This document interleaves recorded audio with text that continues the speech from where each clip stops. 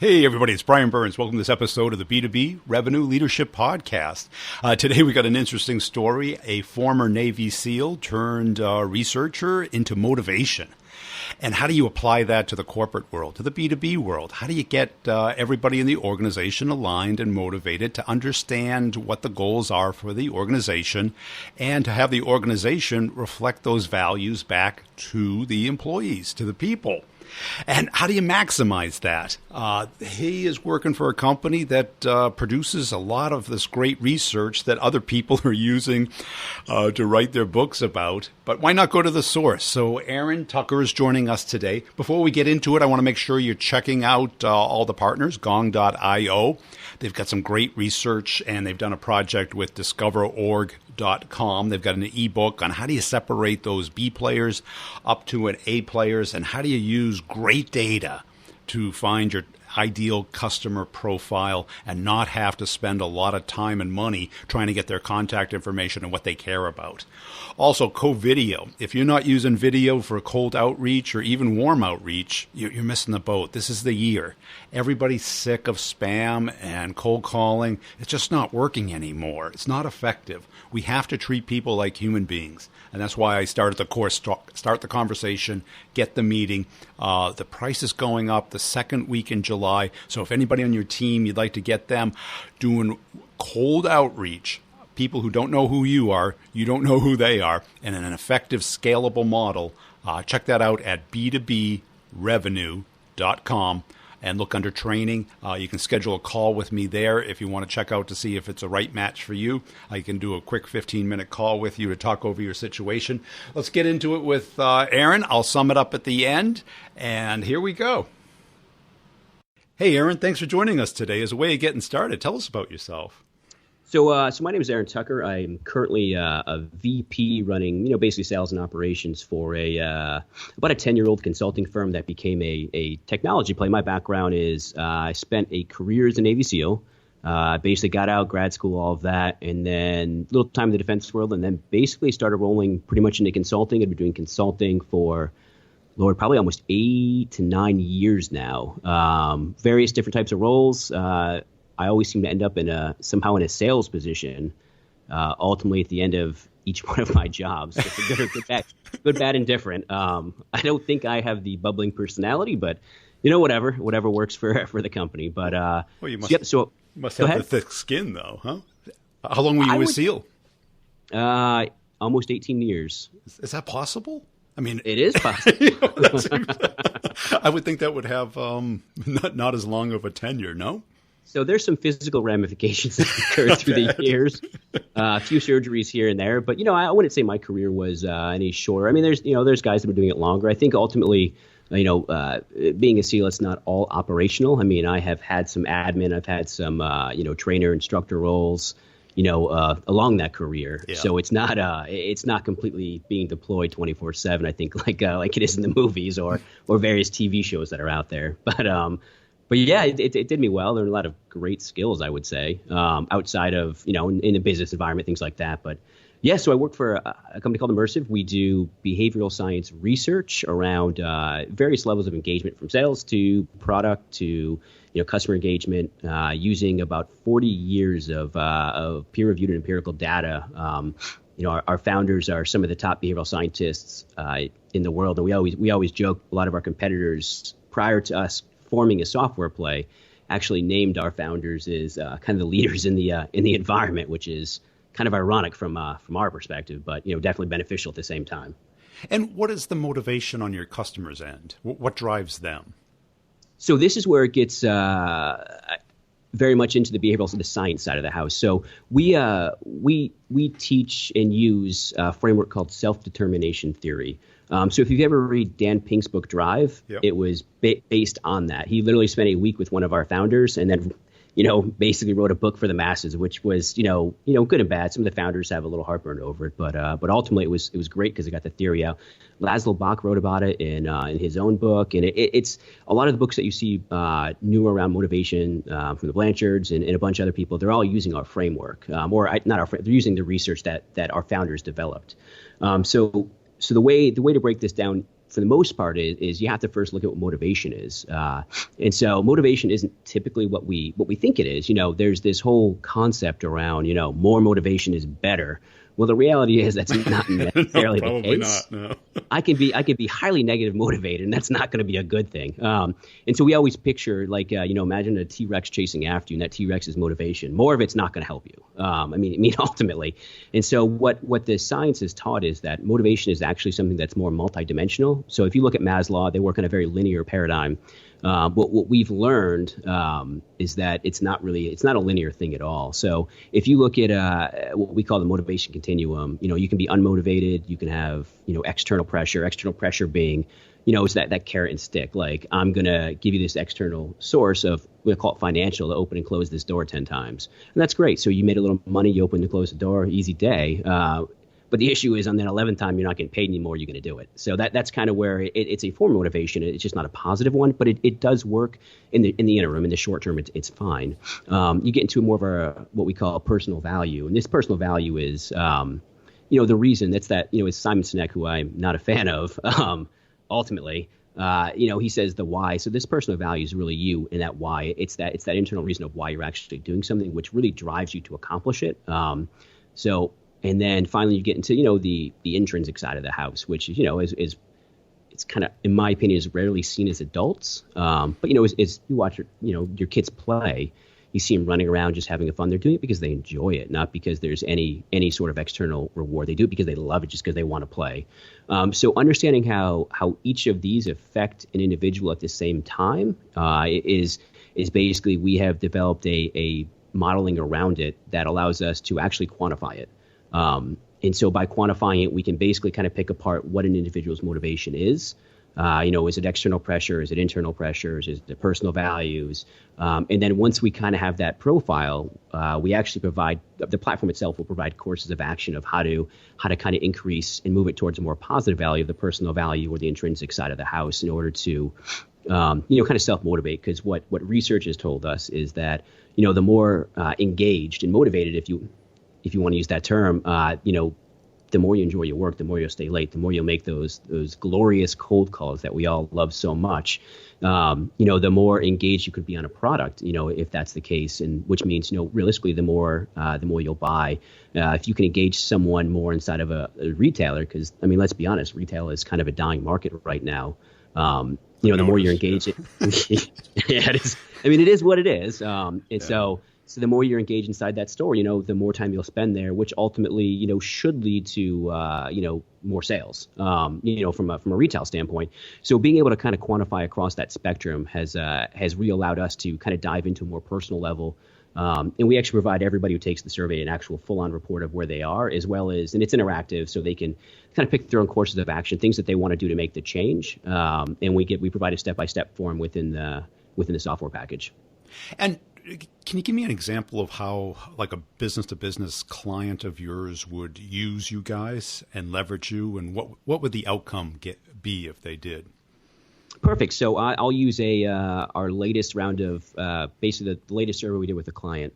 Excuse me. So basically, clients that they bring us on, they ultimately understand they have a problem. They're buying off on engagement itself as a known problem, as well as it's. The hard part is, HR is a cost center, not a revenue center. So it's how do we buy in with them there? But once we're in, so we conduct the survey. The surveys are done quarterly, but it's very much similar to any other engagement you'll see with, like, the Gallup's Q12, Aon Hewitt's, I think it's called mThrive.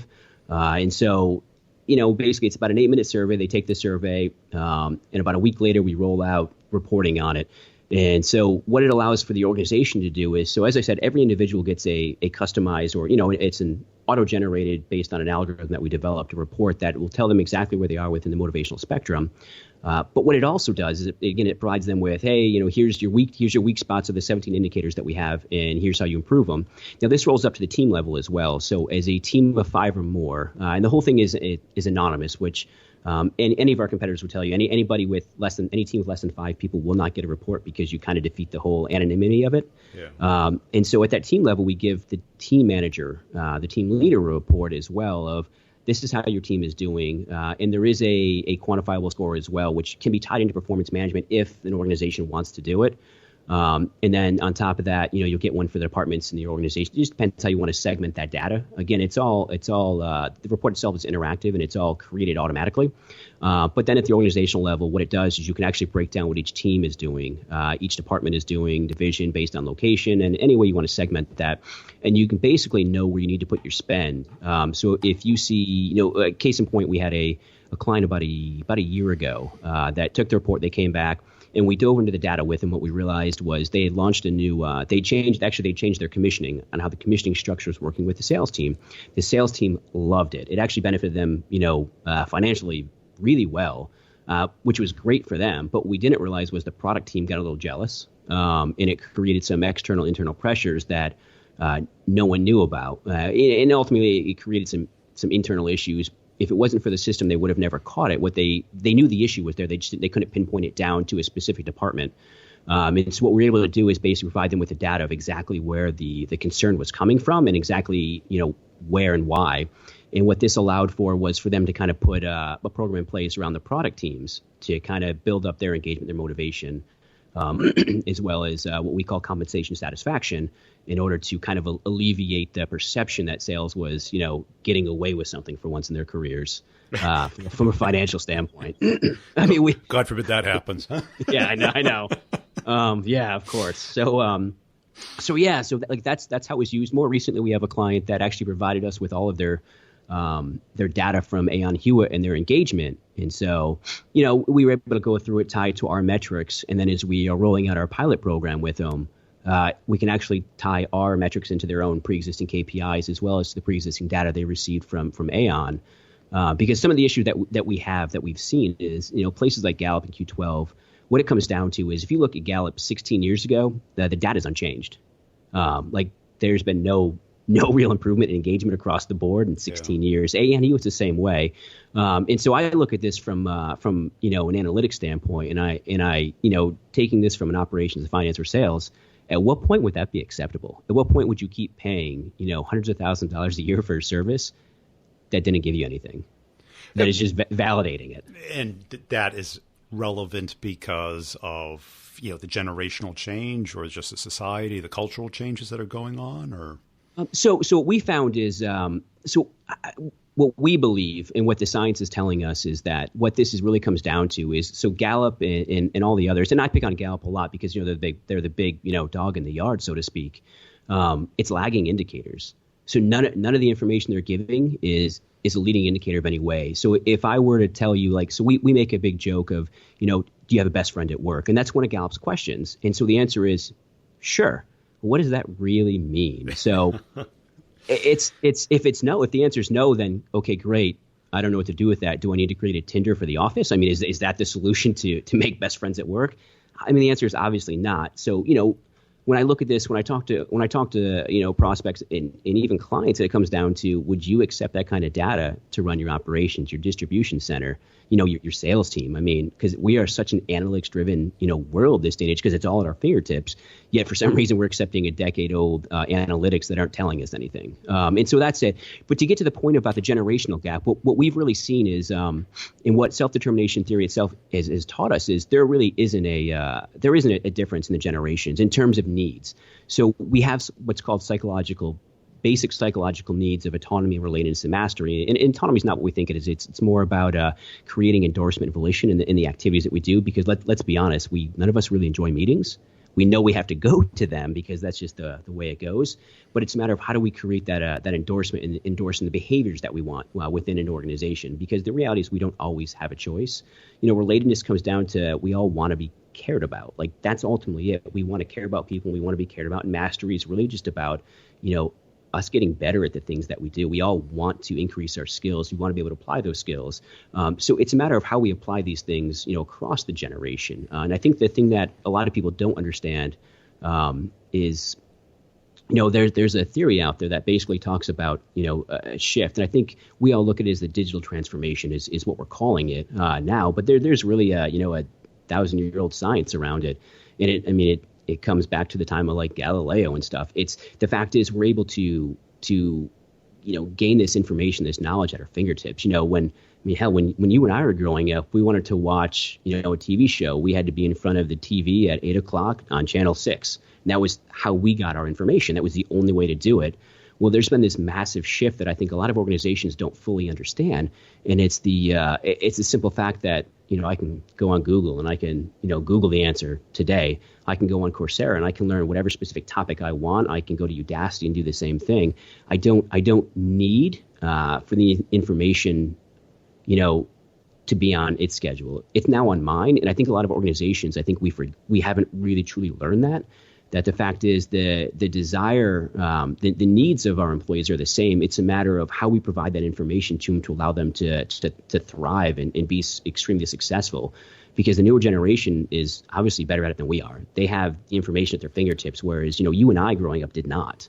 So it's a matter of being able to provide that across the spectrum and not just from a standpoint of learning, but also from the standpoint of this is why people want to work from home now. Because it's on their schedule. They want to be able to do it the way they want to. And ultimately, as long as they're getting the work done, it shouldn't matter. But a lot of the older generation has that old school mentality where it's, out of sight, out of mind. I want you here in the office. Yeah. Now, I've always had this belief that like the millennials were just young people, because I remember, growing up, there was the hippie generation and everybody was, these people will go nowhere. Well, one of them became president, right? And then I remember in high school looking around, I go, our generation's going nowhere. Then one of us became president. Yeah. And I think it's just about being young, isn't it? No, that's definitely. So I think there's a maturity aspect to it. Yeah. Let's call it experiential learning. I think that's probably the best way to put it. And that's definitely. That is definitely something you have to take into consideration. And there is definitely a lot of learning. I think that these generations have, and I think ultimately, I will openly admit, I think a lot of it's the way they're brought up with. Everybody gets a trophy, because I know I did not have that growing up, and I'm not going to say it's good or bad, but I know that I have a 5-year-old and I have a hard time. Like I coach soccer, and I have a very difficult time at the end of the year giving every kid a trophy. At 5 years old, I think it's okay, but there's a point where it has to stop. Yeah, but you're a Navy SEAL. Come on. Well, yeah, but it's like, do some burpees, earn it. Yeah. My kid does push-ups a lot. Before or after doing the dishes. Yeah, exactly. But that wouldn't be a bad thing. No. So I definitely think there's some experiential learning that has to take place. Yeah. But I think that's why you and I and probably everybody had that we're never going anywhere. Look at us. Because I'm sure I was there. I'm sure my mom said it to me at some point as well. But I think ultimately it just comes down to the fact that, there is definitely a learning curve that has to take place. And I think, I would say probably early mid-20s, I'd say that's probably almost an exponential curve, is because you're being bombarded with, things like responsibility. You got to pay your own bills. And, maybe now more so you got to pay for your college in loans and all of that. But I would say, ultimately the behavioral science side of the house is still pretty it's still pretty foundational. The studies that we've done have gone across 30 plus countries now, over 40 years, and everything has come back nearly identical. We did I would say I was definitely not here. I was still at school back in the early 80s with Xerox around compensation satisfaction. And, everybody's like, well, that's not going to take place in China now. Well, I have a study from 2 years ago, a meta study that actually validates the same model in China, which is obviously has a massive cultural shift compared to the U.S. So the behavioral needs are still there. They're identical across the board. I think it's a matter of changing how we fulfill them. But you're right, from a learning standpoint, there's definitely I would say every generation has a lot of learning to do before I think it's ready for the world, so to speak. Yeah, I think probably, it's certainly been delayed because, pretty much everybody goes to college today. They get out and, they can probably move back with their parents, where probably in our generation, that was neither possible nor desirable. And, correct. but you hit mid-20s, late 20s, you meet somebody you want to spend time with, you want a house, you want independence and stuff. And that tends to level out the motivation. How about on the front end, as far as like hiring people and making sure that their motivations, their intrinsic and extrinsic, are aligned with the company's compensation? So what we're getting into now, so we've actually done a lot of, not a lot, we've started pushing into a lot of recruiting companies with the platform as well, which has given us some really interesting data specifically on that. And what a lot of it comes down to is what we know is, so an individual comes into the organization, the company itself is obviously going to be the one that engages them on these various levels.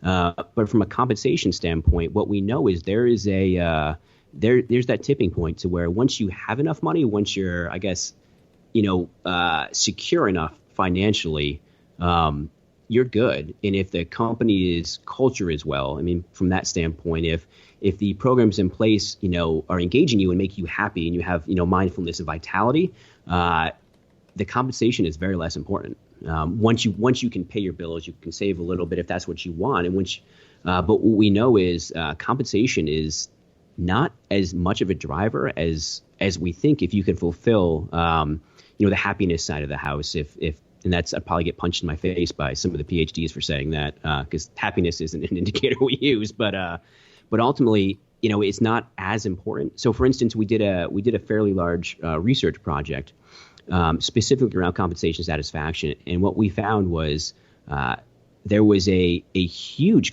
direct correlation from what people were paid to their engagement level. And on top of that, there was, when we looked at retention, absenteeism, and things like that, we actually saw a huge retention, that was over 80% for people turning down jobs that paid more because they were, they had their needs being met at a company. It was either a really good culture fit, or ultimately they were happy there. Like, they happy to show up at work every day, that their needs were basically being met. And so compensation kind of became a second thing because it was met at the specific level that they needed, if that makes sense. Sure. But as a sales leader, I certainly wouldn't want that. As an engineering leader, I would. As a sales leader, I would definitely want to hire money-motivated people because that's what I have to motivate them with. Correct. So here's where that gets a little interesting. And so I'll take the case we did at Xerox. Again, this is a long time ago. And so what Xerox had some of those issues, and it was very compensation driven. It was very much the I always joke about the used car lot where you have your name on a leaderboard. You ring a bell and you do that. And there's some there's some good and there's some bad there. It's very much carrot and the sticks. So specifically talking about you want that money driven, and there's nothing wrong with that. But that is what the issue there. It's very carrot and stick. So if I say, hey, the top two people are going to get a $10,000 bonus this month, well, that's great. But what if you're going to be fourth? You're basically no longer going to drive towards that being the top salesperson. And by no means am I saying you should take commission away from a salesperson, because that is still a motivator and you still want that motivation. And you need that. But what we've learned is not necessarily the commission structure and things of that nature. What we've learned is salespeople that are more engaged in the organization, that are happier in the organization. It only makes sense, drive harder sales. And so it tells us that compensation is, it's still a figure that we have to have, something we have to look at, but it's not the sole factor that's going to drive sales within an organization from a salesperson perspective. If they're much happier, case in point is if you have two products that you're selling, if you believe in one product over the other, you're going to sell the one that you believe in. And so if you believe in the organization that you have and you're engaged and you're endorsing and you have volition and efficacy around the organization, you're going to push twice as hard as you would. Granted, you'll make more money, which is awesome. I think that's what we all love money. Let's be honest. But there's basically you'll have the goal is long-term sustained engagement, and you'll have that more by increasing the engagement levels of your sales team. I think we did it with we had a case study with Caterpillar, and I love and hate using them because the number was in my mind obnoxious. And so 1 year of working with Caterpillar, we had a 300% of gross revenue. Now, Caterpillar makes a sale, it's obviously substantial. And I can't take into the factors of what the market was doing in terms of construction for construction buy and things like that. But the feedback from the sales side of the house was amazing. Their survey model that we got back basically indicated that they were much happier, which pushed them working longer hours, which in turn, causes more sales. Let's be honest. The more calling you're doing, the more visits you're doing, the more happy you are, the better your relationship would be with your client. And so that we take it from that angle. we would never tell a company to cut commissions or go to full time, because that's not what sales is. Sales is a very commission driven organization. Yeah, and I was acquired once by this huge company, and what I saw all around me was a lot of people acting instead of working. Yes. Where they had figured out the game, which looked a lot like a sitcom, and there was a lot of smiling and nodding and holding their notebook, and then they would just go away and not do anything. How do you detect that, and how do you kind of detect the gaming of the system, I guess is the question. Oh, so I mean, I'd say, in order to really detect it, it's tough. I mean, you really have to look at the analytics of what they're doing. This would basically, you'd have to be able to track within, realistically, calls being made, sites being done, but the flip side of that is you got to look at what you're holding, like in terms of accountability, what you're holding people to. If they're making quota, then maybe the quota is not right.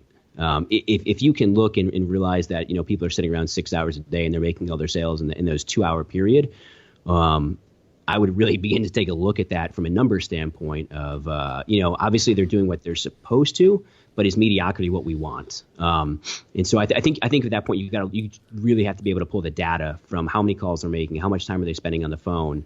And you got to aggregate that across the sales team as a whole, and keep it as anonymous as possible. And then basically from there, you just have to develop the new metrics about, okay, I need you now to do this instead of this, to kind of force that. But from an engagement standpoint, you really got to know what they're, not necessarily what they're doing, but you really have to be able to understand how happy they are, how engaged and motivated they are to actually be doing it. And if mediocrity is what they're striving for, I would never fire someone for making quota, because that would just be stupid. Obviously, they're doing exactly what you set them out to do.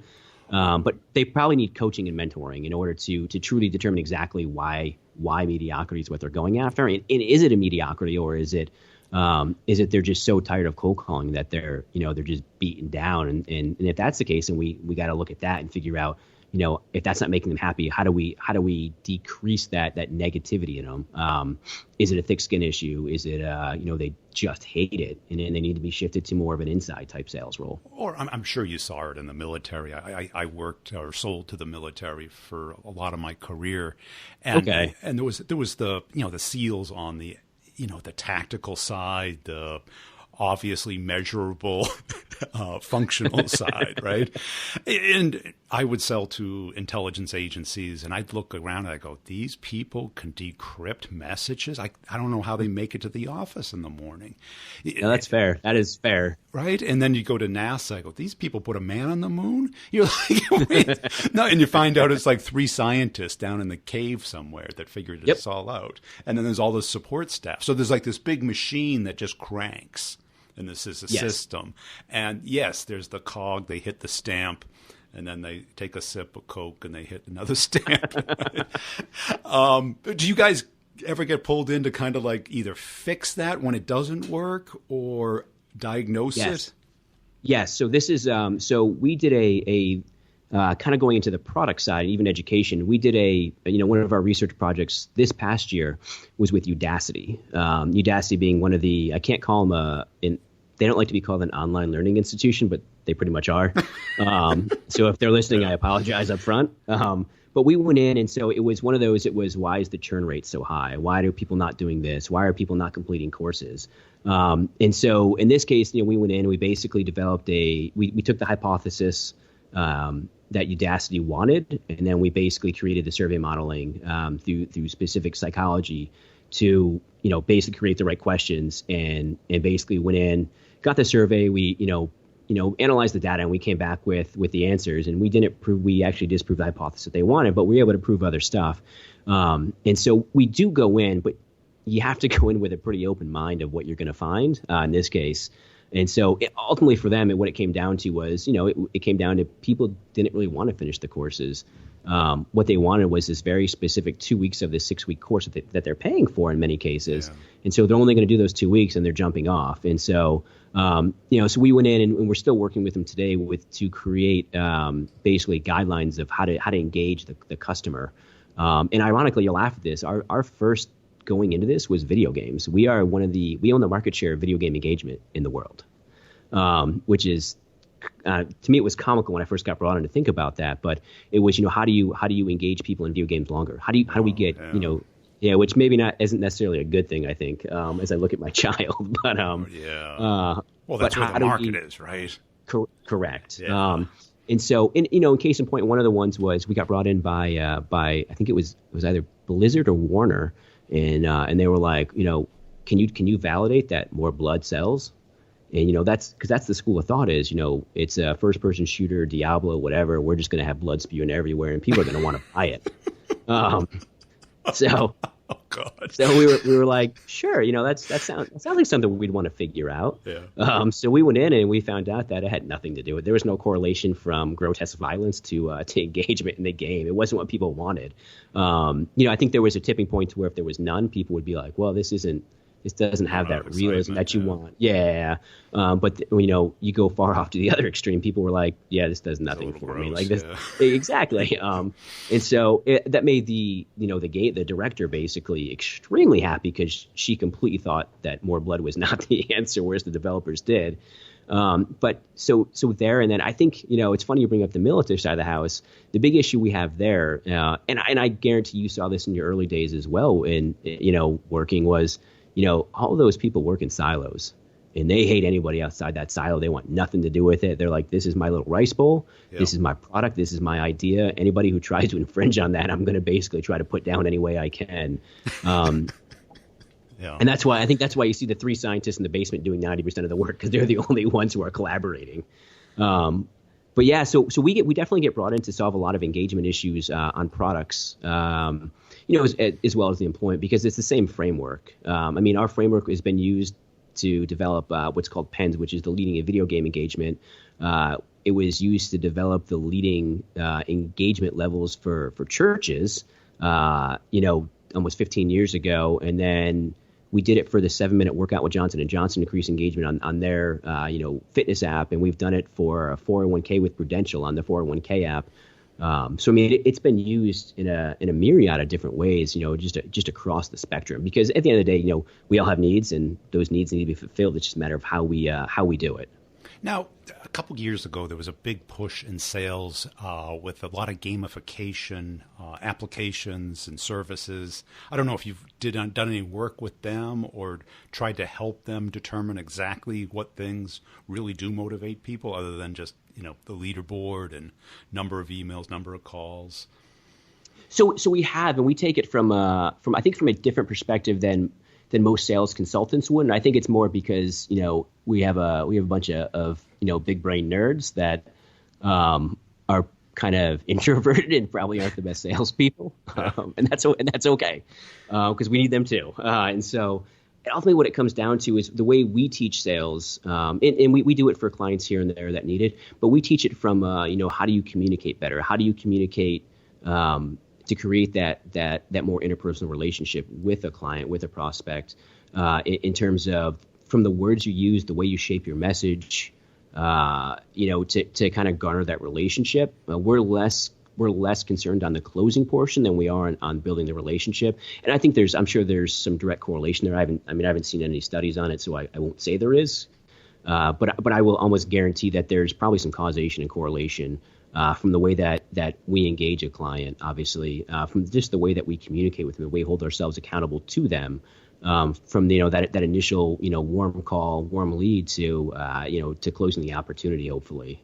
So we definitely do it, but it's very data driven for us. Yeah. If we got brought in to look at a pipeline, I am sure we could develop a hypothesis and a modeling around the pipeline, as well as I think in the CRM you can weigh specific aspects of lead generation to the way they're incoming and things like that. We could definitely do that, but it's not our sweet spot and it's not what we enjoy doing. Now, for the people who are listening to this and would like to learn more about your research, what you're doing, and to see if it's a match for them, where should they go? So our website is motivationworks.com, one word. The parent company, I guess you could call it, is called Immersive, IMMERSYVE. And then our nonprofit, if you just want to read the research, will come from the Center for Self-Determination Theory, .org. And that's where our founders, basically, we are kind of pushing our research because we are very much a research-based firm. So we're trying to keep some of it segregated so we're not looking like we're trying to sell it because the research is open source. But our founders are named Ed Deasy and Rich Ryan. Ed Deasy has done some TEDx. Rich Ryan now has more citations than Freud. To kind of give a level of who they are within the psychology. Yeah, it's I make fun of him all the time about it, which maybe I shouldn't, but he was just compared to Darwin at a big like psychology conference, about 6 months ago. So I mean, there's a lot of validity there in who he is and in the research that they've been doing. But yeah, so I mean, we provide a lot of the engagement side at motivationworks.com. You can download the ebooks, some of our white papers, some of our other resources. But if you want to dive directly into the research, just Google Center for Self-Determination Theory, and you'll basically get to a plethora of free, peer-reviewed case studies. From a myriad of different topics, from sales to whatever, or you just honestly go on Motivation Works, or just send me an email at Aaron, AARON @immersive.com, and I'm happy to send anybody peer review documentation on any topic they want. Again, we are a research based firm, and we kind of nerd out on it a little bit, as I'm sure you've seen now. That I'm always happy just to send people information just for the fun of it.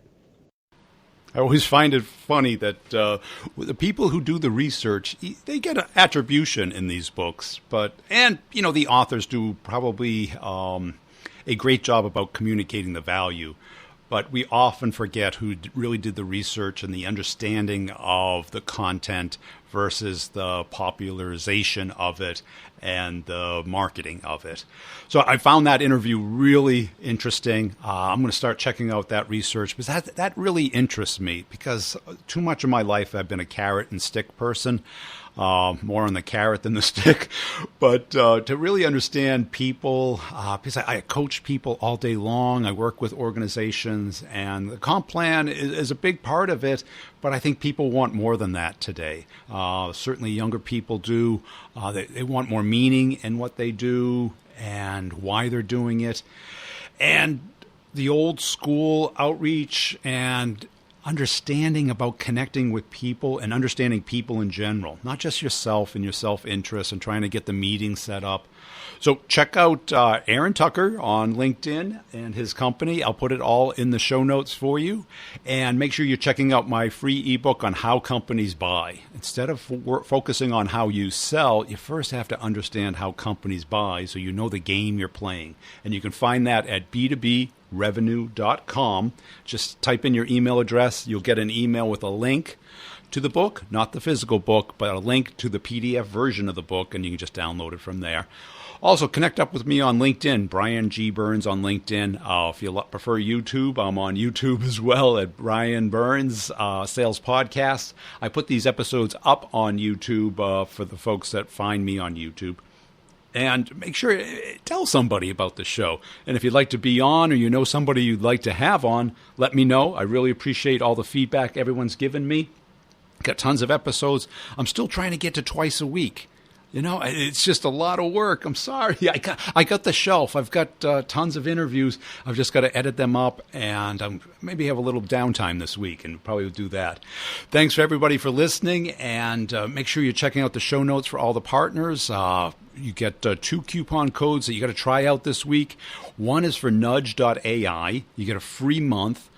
Brutal Truth is the coupon code, and the course is on my website, how I use Nudge to use AI to do all my prospecting for me. It's amazing. Every morning I get a fresh email with a list of who's interested and what they want to talk about.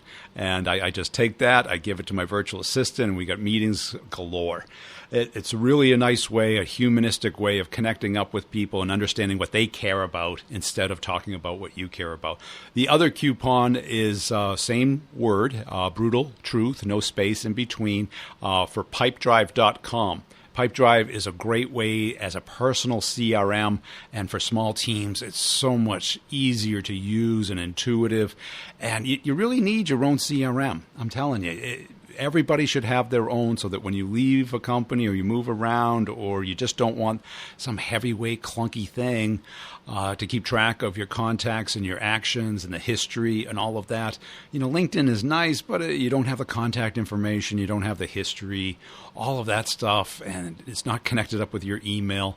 Pipedrive is a dream come true for me. So you get one free month with Brutal Truth. If you already have Pipedrive, do a Google search, Pipedrive space tell a friend, and every friend that you get to sign up, you get either a month off or 10% off your annual contract. It's a great deal. Check it out. Check out the show notes for all the other stuff. Connect up with the partners on their websites to get their content. Lots of great ebooks. They do a fantastic job on sales and marketing research. Thanks for listening. We'll see you again.